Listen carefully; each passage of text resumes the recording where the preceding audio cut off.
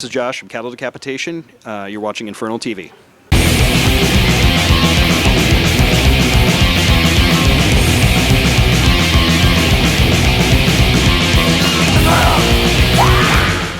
Hey everyone, it is Stephanie here with Infernal TV, and I'm here with Josh of Cattle Decapitation. So how are you? I'm very good. Good evening, everyone. Or afternoon or morning, whenever you're watching this.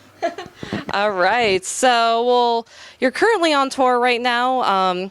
You're a headliner with Atheist, and then there are several bands who are kind of coming and going, like we just saw Vitriol earlier, Author Punisher. I know there's a bunch of bands. So overall, how interesting is it with all the different bands just kind of coming and going on the tour, but it's you and Atheist stagnant? Us, Atheist, and actually Vitriol is going to be on the entire time, as far as I know.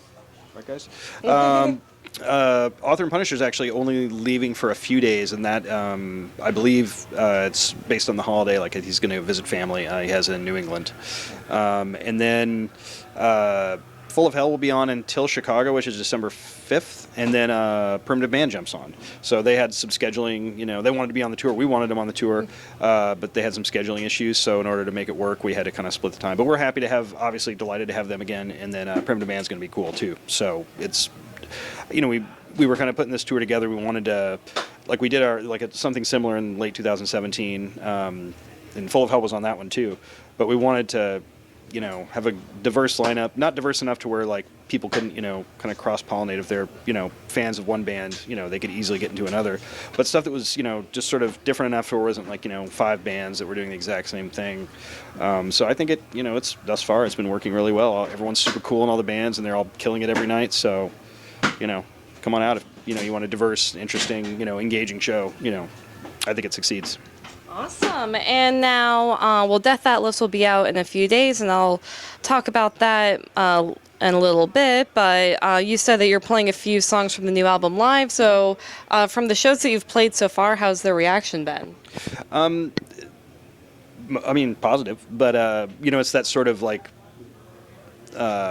folks are just, kind of they think, oh, do I know this song? No. They kind of do the dog thing, and they'll listen, and then you see, after, that sort of little bit of time, they'll kind of, get into it. So there's this sort of investigation, kind of analysis. But, it's been positive, and then there's the guys that are going to jump around no matter what you're doing up there, so, Awesome. And now Death Atlas is coming out in a few days. And so far, from the press, I've read a few reviews. And so far from the press, reception's been positive. But what should the fans expect, or what should the fans anticipate from this album? We concentrated a lot more on atmospheric elements. That doesn't necessarily mean just big soundscapes or anything. But I think within the actual songs, making each instrument, complement one another and fit together and just have a little more open sounding record. It's don't worry, still plenty of blast beats, it's fine, still plenty of screeching and all that, gurgling and all that, but it's just a lot more, I think, of emotional content that's not just anger. I mean, there's plenty of that, but there's a lot of kind of a profound sadness to it that I think when I have read, you mentioned reviews, people saying it's this is a bleak record. It kind of bums me out in a good way, but it's just a lot of, bordering on oppressive melancholy, which I think is kind of what we're going for. So hopefully that's successful and people, feel what we're trying to convey with that, Awesome. And now I noticed the album is released on Black Friday. Is there a significance behind that, or? We kind of talked ourselves into there being one. We finished recording the record, I think we left Denver July 1st or 2nd, and got there May 2nd or something. So we spent 2 full months basically recording and doing everything, mixing, mastering, and all that. So now with the way they do things with manufacturing of vinyl, there's this window. It used to be 3 months and your record's out. Now it's up to 5 months, depending on the time of year you put it out and how busy the vinyl manufacturing places are. So our options were, we were originally discussing October, and then, it might not be ready by then. So then our choice was, you can either do it at the end of November or January 2020. And we're we're not doing 5 years in between records. We're going to do almost 5 years in between records. So we're we could put it on, end of November, So we're like, oh, how about Black Friday? So it was just sort of, I guess that works, you know. So I think we've either kind of hammed it up on that, or people have taken more from that than as we actually intended. But so be it. And now I do want to go back to when you were talking about how the record's very bleak, because that's also, from the songs that are out, that's kind of what I gauged. Did you, and I also know looking into the album concept, that it's also a pretty bleak but realistic and concept. So did you write the lyrics with the music, or how did the writing work? We went in there, we started writing February 2018. With the intention of like, oh, we're just going to write this record and have it out early 2019. Well, of course, nothing ever happens like you think it's going to, because we thought we were done at the cycle, and then we kept, fortunately getting offers, and it kept being okay, we're done. Well, what about in October? Do you want to guys go out? Okay, yeah, sure. We love those guys. We'll go out with Suffo and all that. So we had several instances of that.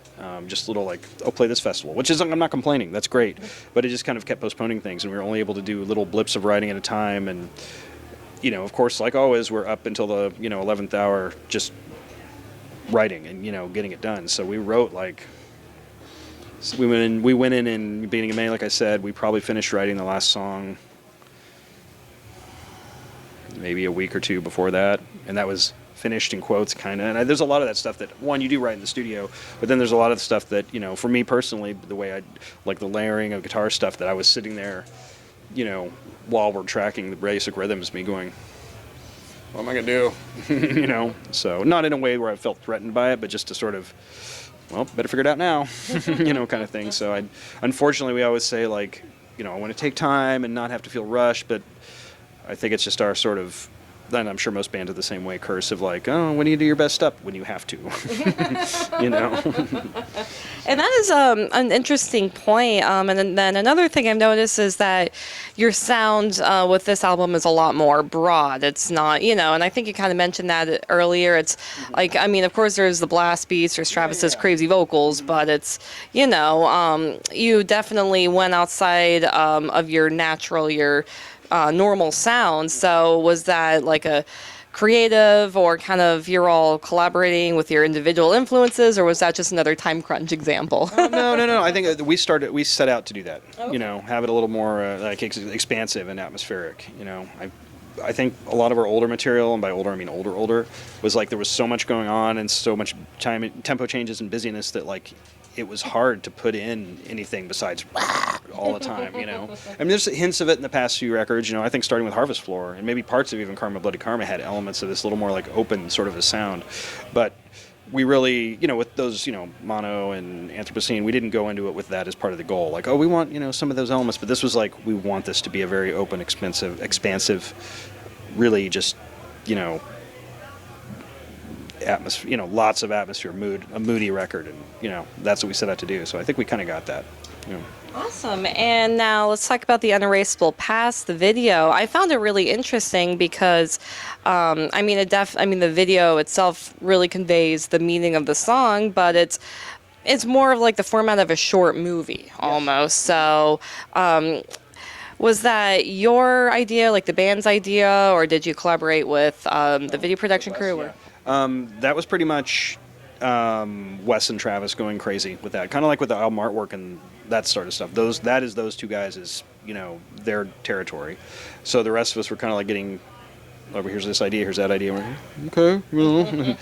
So it just sort of happened that way. And we knew we were not going to be getting, obviously we were not in it, but we weren't getting any the typical death metal video where it's just rocking out, oh god man, his feet are moving so fast, oh he's shredding or whatever, and then we're in a warehouse and there's some creepy stuff happening, I don't really know what that was, but okay, I think it's blood, so we knew we were getting, we'd seen, Wes did another short film that we saw, and we were impressed with how that looked, and his feel and everything. So he's never done us wrong on album covers or anything he's done for us, so we trusted him with doing this video, and it definitely has a very it goes right along with the song, there's the vibe is there, and that's what we wanted. It's really just kind of a big bummer, but got what we wanted, and he delivered. So can't really argue with that. So he did a wonderful job, and we're super happy with it. And people seem to be having that response, the intended response. Awesome. And now this is the last question. Do you have anything to say? Do you want to promote the album? Say hi to the fans. Take it away. Oh yeah, album's out November 29th, Black Friday. Please go and pick it up if you have a slight interest. You might like it. We're really happy with it. So I hope current, I hate this word, fans enjoy it, and then people check it out in whatever leaked source I'm sure you can, to see if it's good enough for you to buy. If people actually buy anything anymore. So yeah, go out there Black Friday, November 29th, and pick it up. We're really excited about it, and hope you'll be too. All right, everybody, thank you so much for checking out the interview. Cattle Decapitation is currently on tour with Atheist, Vitriol, Author, Punisher, Full of Hell. And then Primitive Man comes in on December 6th. And Primitive Man. So if that tour is coming anywhere near you, then definitely check it out. And the Death Atlas comes out on November 29th. So check out the album. I've heard very good things. The album got good reviews. So yeah, and thank you again for watching. Stay metal, everyone.